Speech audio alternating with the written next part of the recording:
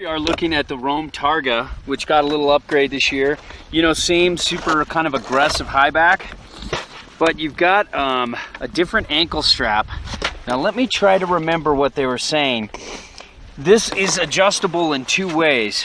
You can move this piece here in different ways, and it will make this tighter, more responsive, or more free. You can also move this thing back here. You can yeah, flip you it can all the way back around. Up. You can do an asymmetrical. Forward. You can do asymmetrical. You can do symmetrical.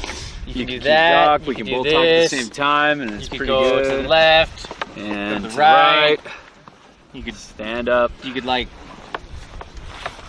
women. You could like men. This is adjustable too, huh? That pivots? Yeah, so you can pivot this to get more response. Oh, this is it. So you kind of like move this according.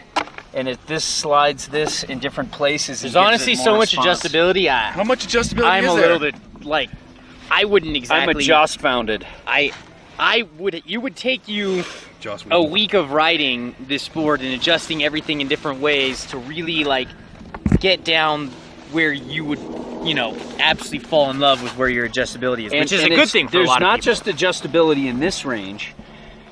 Take this binding off the board and you can slide this according to your boot size. So you got to start there. It takes a lot of tweak time. Now this ankle strap, operators are standing by. Yeah, this ankle strap I love. There's a hotline. And love the adjustability. I love that you can do asymmetrical. Now this toe strap I didn't like. I didn't like the soft in the bottom. Why don't they have another hard strap right in here? And why isn't this part flexing over my boot and these two edges are grabbing and sucking in? Instead I'm just cranking this thing down on my boot and this part is just flexing out, and I feel like this is the only part that's cinching down necessarily, and it just cinches down over the top of my toe. But I like how this is in the front of my toe and back. I like how you can adjust this without having to take the bindings off. Yeah, that's a big deal.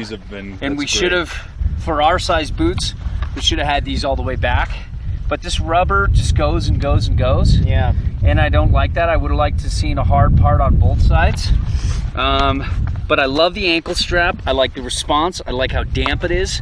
I like how quick it can turn a board edge to edge. Because here we are, we're on a pretty aggressive board that's maybe a size too big for our riding, and yet this binding turned it no problem. My only complaint really is the toe strap and the weight. Other than that, I think it's a really good binding. It's got heaps of adjustability. Worth the weight. And this one is lighter though than the other one. A little bit lighter, but they're all pretty heavy compared to. They're on the your heavier average side of bindings. Yeah, compared to some of our favorite bindings, they're definitely heavier. And weight, I don't usually feel means that much in a board or a binding until you get to a certain point. Then it starts to matter. And I think this is at that point where it's like, okay, it's a little on the heavy side. I'd really like to, because this is such a light board, I'd really like to see it paired with a light binding. And I'd love to see Rome do something. But its shock absorption is out of control. Amazing. Its dampness is just like second to none, really, out there in the industry. Dampness, damn near dampest. Damn near to dampest. They're damp, they're responsive, they're highly adjustable bindings. And I think if you're okay with the weight and what we felt was a weird toe strap, then I think it's an okay binding. Yeah.